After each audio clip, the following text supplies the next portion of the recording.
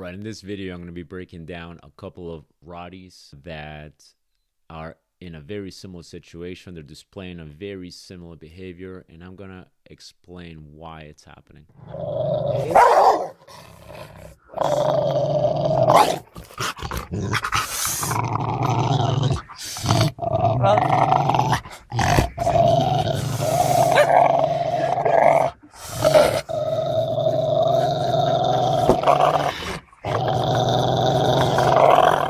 So in the first video, we have a Rottweiler that is back-tied or tied out, right? He has something that it's possessing that finds very valuable, and the Rottie is being very vocal. It's showing teeth, it's growling. So now we're going to break down why all of those things are happening. The dog is tied out. It's back-tied to a fixed object. Whenever a dog is back-tied, they automatically feel more agitation. I don't actually like or recommend just tying out a dog just for the sake of tying them out. The only time I do that is when we do protection training, and I'll do it in some instances. And the reason why we do tie outs, the reason why we back tie a dog, is to increase agitation, to make them more agitated, to piss them off. And it's a technique that we use to bring the fire out in a dog that is a little bit more passive. And we do this over time. We back tie the dog for a while in training only, not out when they're home, but in training we have them back tied so that they can see the other dogs working, so they can see the helper agitating them. But that's a technique used to increase agitation. So when a dog is back tied, like in that video, that's exactly what is happening. And let's analyze what happens when a dog is tied out. When they're tied out, when they're back tied, they are automatically more inclined to frustration. They're more inclined to be agitated because the back tie is not really giving them a whole lot of feedback. All it's telling them is you can't go past this point. So essentially the dog is in a fishbowl, right? I mean, they can see, they can look, but they can only go this far. That automatically increases agitation just because of how it feels to the dog.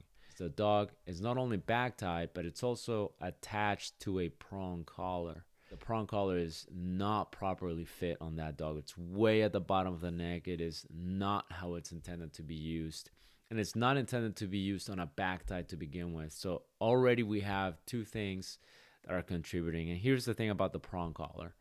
Prong collars can be effective tools, but in a lot of instances when you're dealing with an agitated dog, when you're dealing with reactivity or aggression, it doesn't help. And in a lot of instances, it actually makes the problem worse. Again, another protection training technique. If we want the dog to be more pissed off, more agitated, we actually put the prong collar just to add agitation into the dog. The prong collar should never be used on a back tie unless, again, we're talking very specific purposes like in protection training, maybe. But even then, we don't want to use a prong collar on a back tie. Like never. And the reason is prong collars have way too many moving parts. Too many moving parts could be a cause for failure, which prong collars are known for. If you've used a prong collar long enough, you know this happens.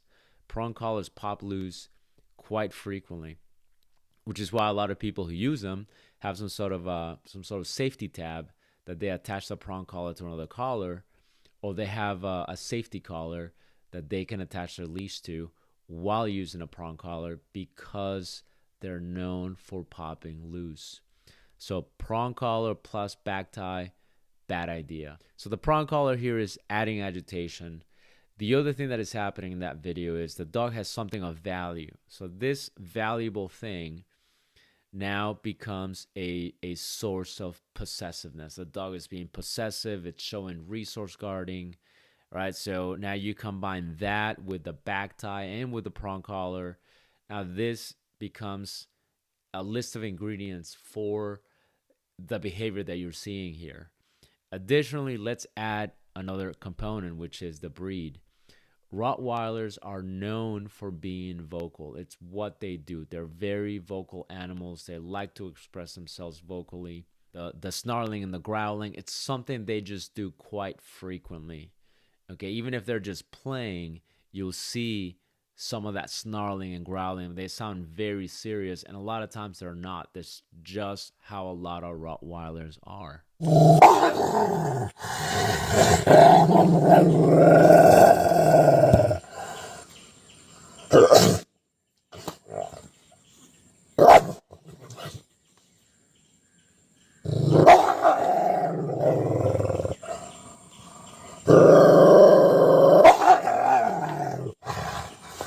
Now, in this second video, we see something kind of similar, which is another Rottweiler, Backtie, but there is no tension on the Backtie, so the tension is not there like it was in the first video. But there's certainly a Backtie there. By the look of the chain, by the look of the environment, it looks like this dog is frequently back-tied. The other thing we have here is we have a bone, something very valuable. So back-tie, even if the back-tie wasn't a factor, I have a feeling that this dog would probably do the same thing, just like a lot of dogs would. But high valuable item. And then you have a Rottweiler, which is vocal. Additionally, something I didn't mention in the previous video, but obviously, as they have the camera, you can see the dog, both of these dogs, displaying their guarding towards somebody else, right? You can see them. They're not really aiming at the camera. They're like looking somewhere else. So that proximity, in conjunction with the valuable item, plus the back tie and the prong collar in the previous video, but in this video, the valuable item, and now you have a person kind of close to it for the sake of the video, this is also contributing to that vocalization, to that guarding. Now, how do we address this? I made an episode on resource guarding, and additionally, I made an episode, or actually 3 episodes, on aggression. So it's a very in-depth, thorough 3-part series on aggression, why it happens, the different kinds of aggression. So make sure you check those out. But why do dogs do this? Essentially, it is normal for them to do it. Okay, that's basically what it boils down to. It is normal. Every animal has some sort of resource guarding. It's supposed to happen. It's supposed to be that way. Any animal that just lets another animal take its food, take whatever is valuable to them, will cease to exist. That gene will get wiped out of the gene pool. It doesn't serve the individual or the species. So this is why it is a very inherent trait in practically every animal. In dogs, no different, but our domesticated dogs, the average person doesn't like it, doesn't understand it, and take a lot of offense to it. The average person goes, oh my God, I can't believe you did that. But what we want to do is want to learn that it is natural. Okay, it's normal. So it doesn't mean we have to tolerate crazy levels of resource guarding, but we need to understand what it is, where it comes from, and ways to manage it, ways to address it, and ways to prevent it. But dogs do resource guard. It's what they do. Some of them show it to you a lot more, like these dogs in the video, and we need to know, how do we prevent it? How do we address it?